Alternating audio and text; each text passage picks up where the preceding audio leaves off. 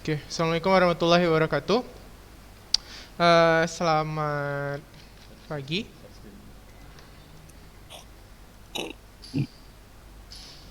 Ini kan buku siswanya. Kalau bagi set titik.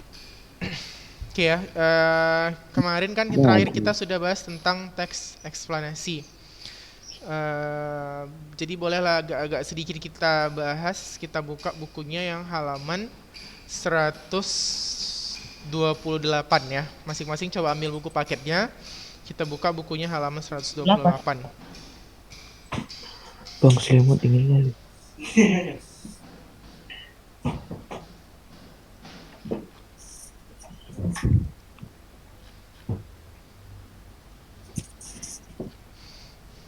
Tanya.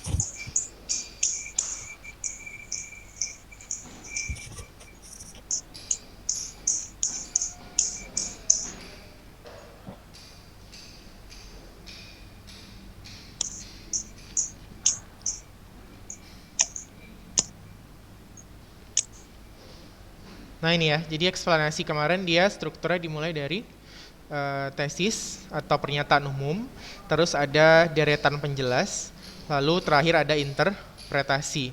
Atau ini saya buka ulang ya apanya, strukturnya, biar kamu ingat kembali. Dia ada dibuka semua bukunya? Set. Udah ya? Dasar.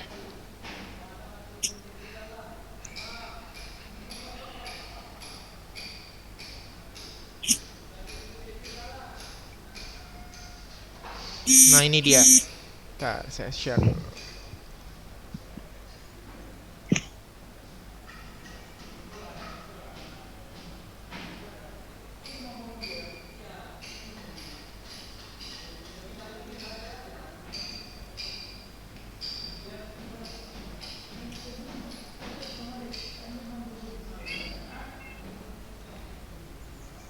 Nah ini. Oke, jadi di situ kan kamu bisa lihat di situ ada namanya pernyataan umum atau namanya ada istilah pembatasan definisi, ada kata-kata seperti adalah, ialah, merupakan, lalu ada deretan penjelas, dan terakhir ada penutup. Penutup itu nanti kalau eksplanasi dia berupa interpretasi atau kayak simpulan lah yang berisi solusi atau tips supaya masalah yang sama tidak terjadi lagi di masa mendatang. Jadi misalnya eksplanasinya hujan, hujan apa artinya? Terus bagaimana proses bisa terjadinya hujan? Lalu gimana sih bisa memanfaatkan hujan dengan tepat? Misalnya dengan mengadakan penampungan atau dengan mengadakan sistem irigasi yang tepat, gitu, sehingga air yang datang itu tidak membawa kerugian bagi manusia, justru malah menguntungkan. Nah, karena dia menjelaskan sesuatu yang sifatnya kadang-kadang ilmiah, maka teks eksplanasi itu biasanya menggunakan istilah-istilah teknis, terus kalimat aktif dan pasif. Istilah teknis itu misalnya seperti korespondensi, terus evaporasi, kondensasi, apalagi pengembunan, terus proses gletser gitu kan. Jadi dia ada istilah-istilah yang dipakai pada bidang ilmu, vulkanis, tsunami. Terus dia menggunakan kalimat-kalimat aktif dan pasif. Jadi kalimat aktif dan pasif di situ kalau aktif dia berimbuhan me dengan ber. Ingat ya, kalau bisa dicatat lah konten kebahasaannya. Jadi nanti saya untuk ulangan harian 1 Suatu saat nanti catatan itu bakal saya minta di foto, dikirim ke WA. Nah, itulah bentuk ulangan harian satu saya. Jadi saya tidak ribet-ribet pakai tugas. Jadi asal kita pertemuan Zoom seperti ini supaya kamu tidak lupa, setiap ada penjelasan yang kamu rasa penting dan memang seperti konten bahasa dan struktur itu kan penting. Dicatat di buku catatan. Misalnya seperti struktur tadi. Apa sih arti pernyataan umum? Terus deretan penjelas itu apa cirinya? Misalnya dia ada hubungan kausal seperti sebab akibat. Kalau pernyataan umum ada kopula seperti adalah, ialah, merupakan. Interpretasi cirinya apa? Ada simpulan, solusi, tips, saran. Jadi dicatat karena apa? Karena nanti dalam soal jarang muncul teks itu secara utuh, satu paket gitu semuanya. Dia biasanya munculnya pasti dalam bentuk penggalan per penggalan. Jadi kamu harus aktif melihat ciri penggalannya. Kalau misalnya penggalannya ada ini berarti teksnya ini gitu. Karena kan banyak yang mirip nih, misalnya eksplanasi sama eksposisi pada pembukaan itu agak mirip. Cuman bedanya kalau eksplanasi dia ada kata-kata adalah. Sementara kalau eksposisi dia dibuka oleh pendapat gitu. Misalnya contoh lagi, tadi kalau deretan penjelas ada hubungan kausal, ada konjungsi penyebaban. Seperti sebab, karena, akibatnya gitu kan. Terus kalau interpretasi atau simpulan biasanya mengandung solusi, tips, saran, atau bentuk prediksi masa depan yang terkait dengan pernyataan umum. Nah itu cirinya. Jadi kalau nanti nampak penggalan-penggalan, kalau kamu udah nampak cirinya, ya udah, nanti dia jadi lebih gampang. Sama kayak kita bedakan laki-laki perempuan kan nggak perlu kita lihat sampai sedetail mungkin karena nampak ciri yang tampak dari luar gitu. Teks juga seperti itu. Teks bahasa Indonesia itu kan banyak biasanya. Jadi kamu usahakan itu lihat cirinya saja gitu. Jadi ketika nanti jumpa teks, kamu tidak lagi baca semua. Karena membaca yang banyak panjang kali lebar itulah yang bikin habis waktu biasanya kalau ngerjakan soal bahasa Indonesia. Terus yang ketiga, dia menggunakan kalimat tanya atau kalimat berita. Tahu lah ya kalau kalimat tanya. Dia pakai tanda tanya, kalau kalimat berita dia pakai tanda titik sekedar menginformasikan. Terus menjawab pertanyaan bagaimana, karena dia bagaimana itu menanyakan proses. Menjawab pertanyaan mengapa, karena menanyakan alasan. Misalnya, apa sih alasannya bisa terjadi hujan asam? Apakah di langit itu ada asam? Gitu kan, ternyata hujan asam itu cirinya terjadi polusi udara. Jadi polusi udara itu membawa gas nitrogen, NO3. NO3 itu kalau bergabung sama air, dia jadi asam nitrit namanya. Asam sitrun. Kalau kalian pernah lihat asam yang dipakai untuk mengawetkan buah, nah itulah yang terjadi di langit. Makanya kalau dia jatuh ke bumi, bahayanya itu adalah dia menyebabkan korosi, menyebabkan kalau kita menanam tumbuhan dia jadi mati gitu. Awalnya apa? Karena polusi. Maka teks eksplanasi itu menjelaskanlah peristiwa-peristiwa anomali yang terjadi di alam seperti itu. Pasti kan kita bertanya, kenapa ya hujannya jadi asam gitu kan? Atau bagaimana ya prosesnya kok bisa jadi asam gitu? Oh ternyata karena terlalu banyak gas nitrogen di langit sehingga hasilnya air yang tadinya tawar itu dia jadi mengembun. Waktu mengembun itu terjadi reaksi asam sehingga menyebabkan terjadinya hujan asam. Nah itulah yang berbahaya. Atap-atap rumah pun dia jadi korosi gitu. Oke, selanjutnya dia berupa hasil penelitian ilmiah. Sebentar ya. Iya, halo Pak.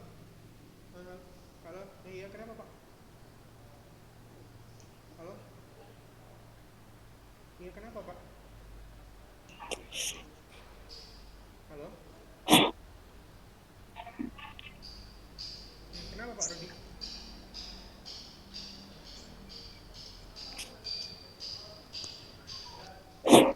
Ya, jadi gitu ya, kurang lebih seperti itulah bentuk kajiannya. Eh, Oke, sampai di situ dulu. Ada pertanyaan tidak? Hmm, Masalah konten kebahasaan.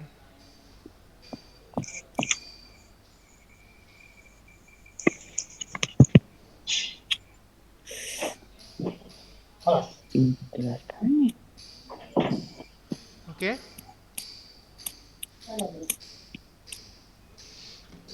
Sebentar ya. Iya, halo Pak. Iya Pak. Oh, nggak bisa Pak. Saya lagi masuk ini Pak di bimbel. Ini lagi nge-zoom saya.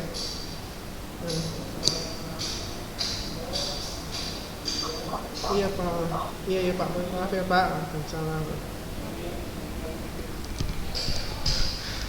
Oke ya, jadi seperti ini konten-konten kebahasaannya. Coba kita lihat di teksnya ya. Di sini ada halaman 128. Di situ ada contoh teks eksplanasi. Awal pemerintahan Kabupaten Bandung dimulai sejak Piagam Sultan Agung Mataram pada tanggal 20 April 1641. Tanggal tersebut kemudian ditetapkan sebagai hari jadi Kabupaten Bandung. Sebelum mencapai bentuk pemerintahan sekarang, Kabupaten Bandung mengalami perkembangan kekuasaan. Jadi di sini jelaskan dulu Kabupaten Bandung, proses terbentuknya kenapa, sampai akhirnya ke bagaimana sih sekarang proses pada zaman Bupati Wiranata Kusuma II, ibu kota Kabupaten Bandung dipindahkan ke Krapia Dewit Kolo ya, ke pinggir Sungai Cikapundung atau alun-alun Bandung pada saat ini. Jadi udah maju ya.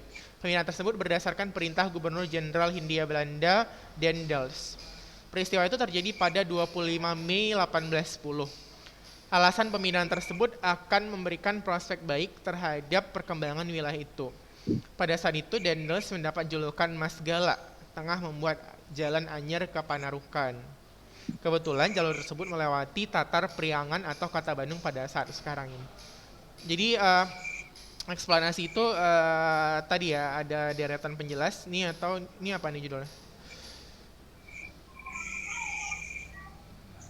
Ini kemarin kan dari kita bahas ya masalah energi, terus bagaimana terjadinya bintang.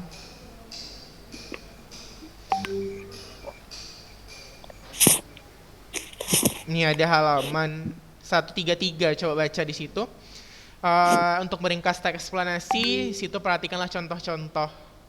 Jadi di sini ada katanya,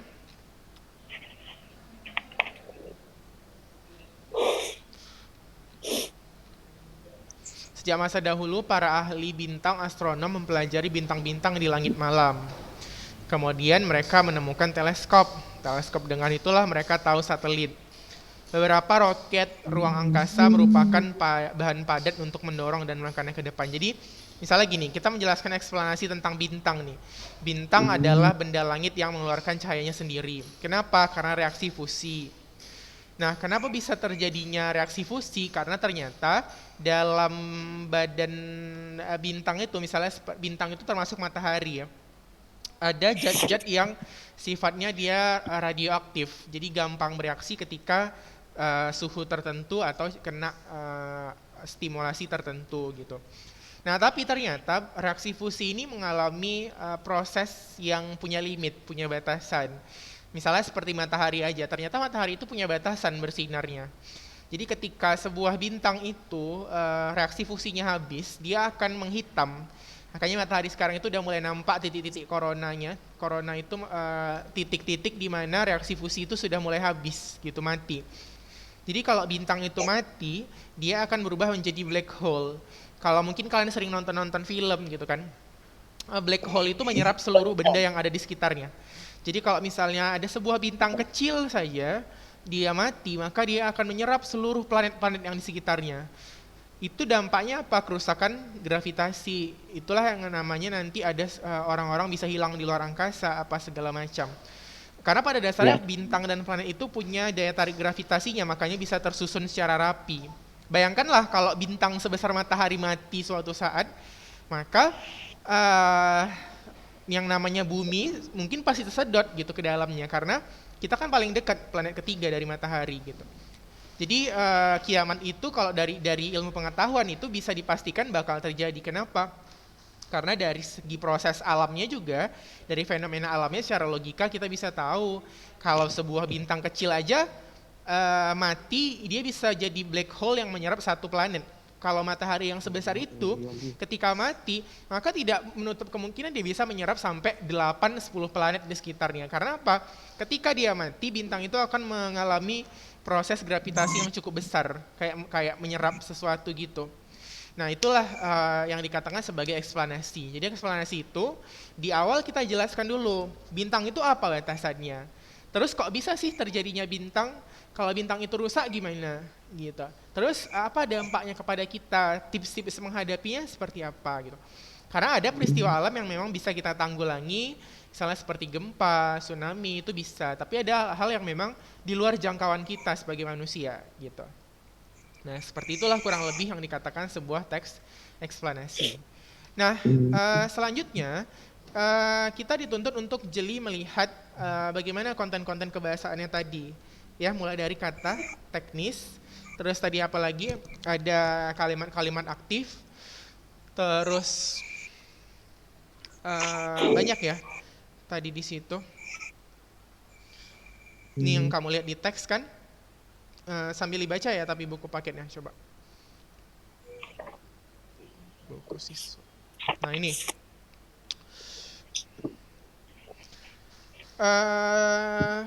Yang mana ya kita buat untuk jadi bahan analisis?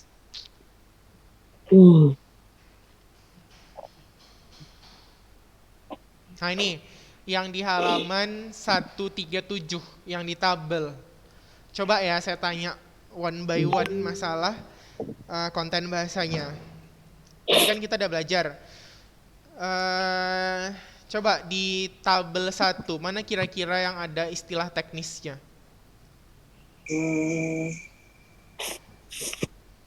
Konveksi. Iya, konveksi. Oke, benar. Yang kedua, mana di situ kalimat aktif contohnya? Batuan bumi mengalami tekanan. Mana? Dua lempengan kulit bumi saling bergesekan. Iya, bergesekan, bergerak ya. Itu dia kalau ber sama me berarti aktif. Selanjutnya kalau konten bahasa ini kalimat yang menunjukkan pertanyaan mengapa dan bagaimana atau hasil penelitian ilmiah yang mana? Ada nggak di sini di semua tabel ini? Coba nggak kalimat satu aja. Ini nomor 2, gempa bumi terjadi saat batuan di dalam bumi mengalami tekanan yang hebat. Dua lempengan kulit bumi saling bergesekan. Lempengan yang dimaksud yaitu lempengan samudera. Nah ini termasuk jenis kalimat ini ya yang menanyakan, kan ini adalah jawaban dari pertanyaan mengapa dan bagaimana. Mengapa bisa terjadi gempa bumi dan bagaimana prosesnya? Ternyata ada dua lempeng kulit bumi yang saling bergesekan. Nah seperti itu konten bahasanya kurang lebih. Bolehlah kamu buat di buku catatanmu contoh satu-satu, misalnya kalimat kata teknis tadi yang mana contohnya, terus mana yang kalimat yang menjawab pertanyaan mengapa dan bagaimana, mana kalimat aktif tadi, mana kalimat yang pasif. Kalau kalimat pasif ada nggak di sini? Mana contohnya? Kalimat pasif. Iya, pasif. Umumkan. Yang mana? Diumumkan. Iya, diumumkan. Ya, peristiwa harus diumumkan ke seluruh penjuru dunia. Itu kalimat pasif. Masing-masing buat langsung ya catatannya pribadi. Jadi jangan saya inikan lagi nanti kalau misalnya saya suruh foto suatu saat, kalau lengkap nilai UH-nya 1 berarti bagus, kalau tidak lengkap berarti kurang bagus gitu. Jadi nggak usah disuruh-suruh lagi gitu. Kalau kamu rasanya itu penting, catat langsung.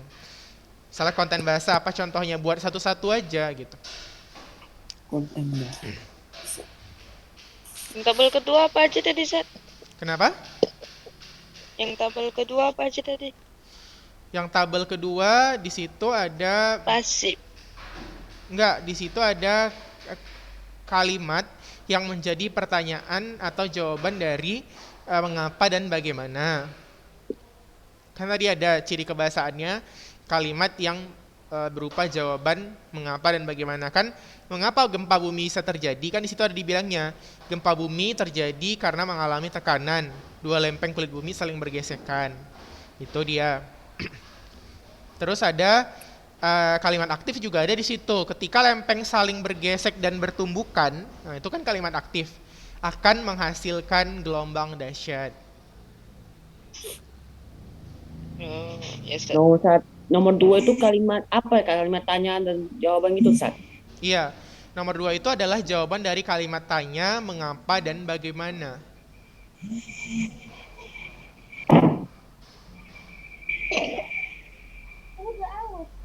Baru yang 3 tadi pasif gitu ya. Iya, contoh kalimat pasif, peristiwa harus diumumkan ke seluruh penjuru. Di itu kan pasif.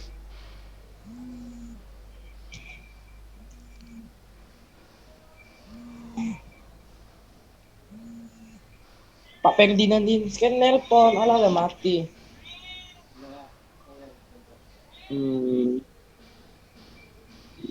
Ustaz. Udah? Udah.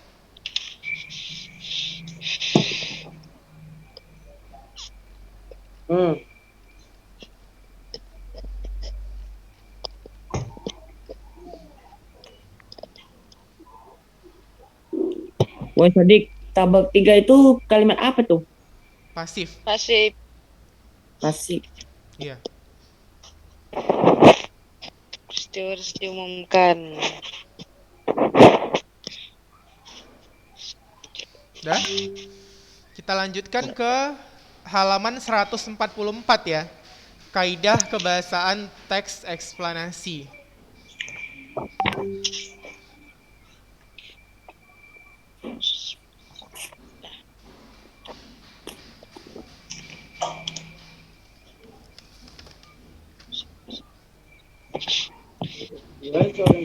Udah, Ustaz.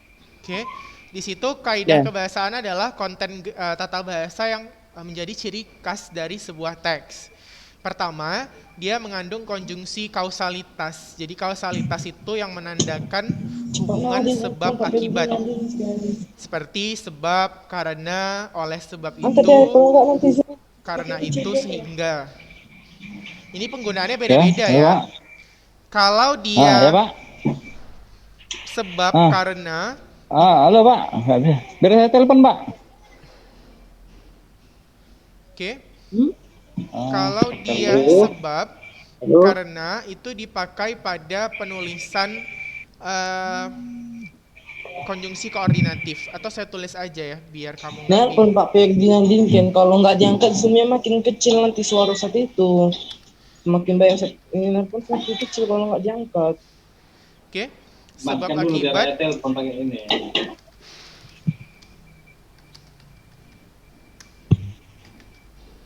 oke, sebab Bisa. akibat itu dia tergolong ke dalam konjungsi subordinatif. Ini di sini aku pakai hotspot. Nih ya, saya letak di chat Di ya. chat. Konjungsi subordinatif itu, konjungsi subordinatif adalah konjungsi yang letaknya itu boleh di tengah. Jadi kalau masalah letaknya, dia boleh di tengah, boleh di awal. Gitu. Contoh pada kata sebab ya, misalnya gini, atau karena lah, karena ini juga termasuk. Misalnya gini, dia tidak hadir, dia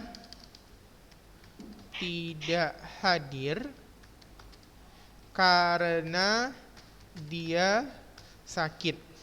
Nah, atau kita ubah boleh, karena dia sakit, koma, Jadi dia nggak datang. dia tidak hadir.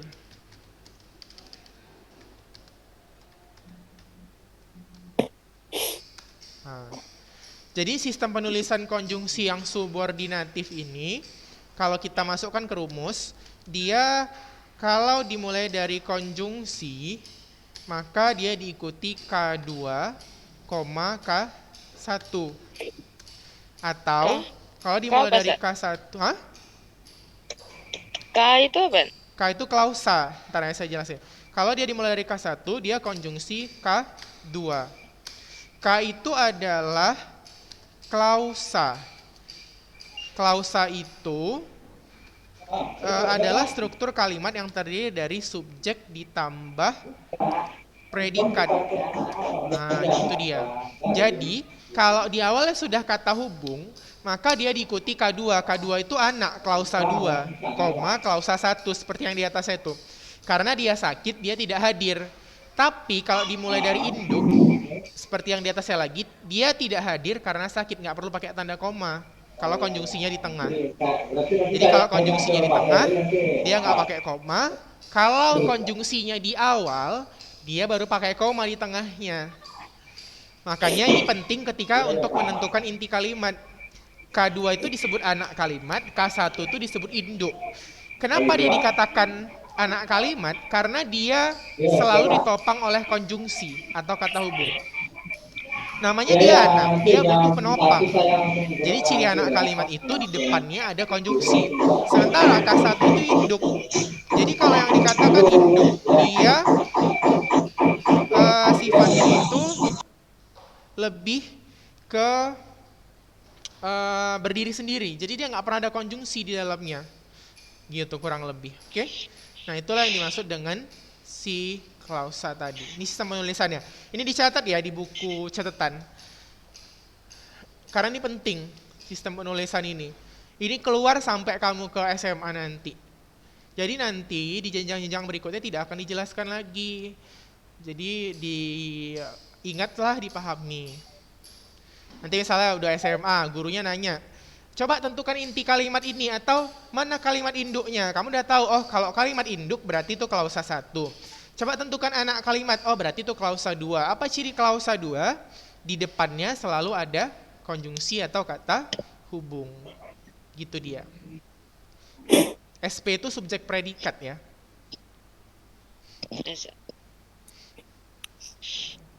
Oke, untuk itu dulu ada pertanyaan nggak? Sebab akibat itu dia termasuk ke dalam yang subordinatif. Tapi kalau dia sehingga, saya tulis lagi ya. Kalau dia sehingga, ada yang nanya nih soalnya Ustadz, kalau sehingga gimana gitu kan?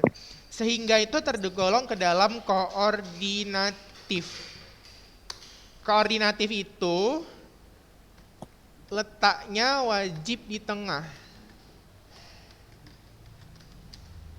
Tahu wajib kan? Wajib itu berarti kalau nggak dikerjakan berdosa. Jadi koordinatif itu kalau dia nggak di tengah berarti kalimatnya salah. Gitu ya. Oke? Gitu. Jadi kalau sehingga dimanapun kondisi apapun letaknya harus di tengah. Tapi kalau jumpa sehingga di awal berarti kalimatnya itu tidak benar. Gitu bedanya. Jadi kalau ditanya apa sih beda koordinatif dan subordinatif? Kalau subordinatif dia boleh di tengah, boleh di awal. Kalau koordinatif wajib letaknya di tengah. Kenapa wajibnya diletak di tengah, Ustaz? Karena dia konjungsi yang sifatnya setara. Koordinatif itu artinya setara. Kalau diletakkan dia di awal, dia justru aneh. Contoh nih ya, saya buat ininya. Contoh kalimatnya. Kami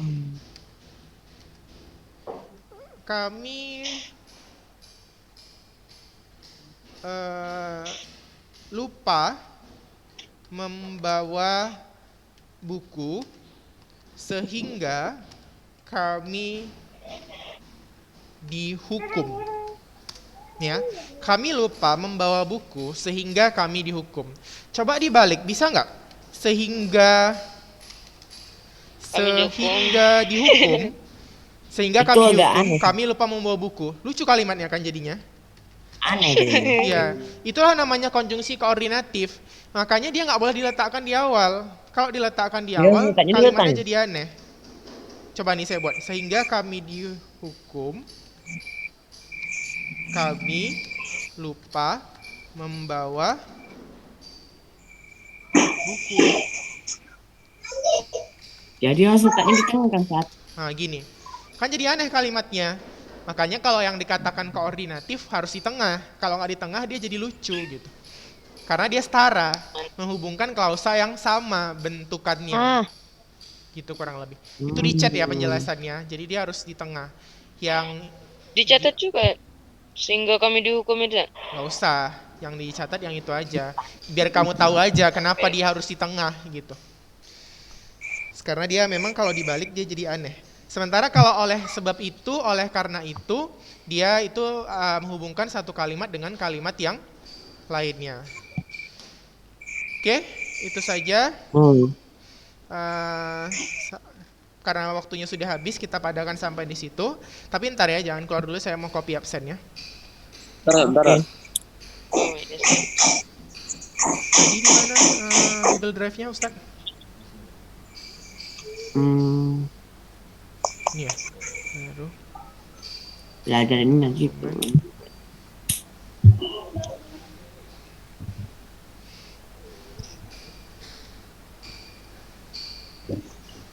Sebentar ya. Itu jangan lupa ya catatannya dilengkapi, dibaca-baca. Kalau ada yang nggak paham boleh ditanyakan. Kalau kurang lengkap gimana Sat? Kurang lengkap maksudnya gimana? Catatannya gitu. Yang penting kamu ngerti, paham, terus janganlah pula kurang lengkapnya semua nggak ada gitu ya. Minimal setiap pertemuan adalah sedikit-sedikit gitu.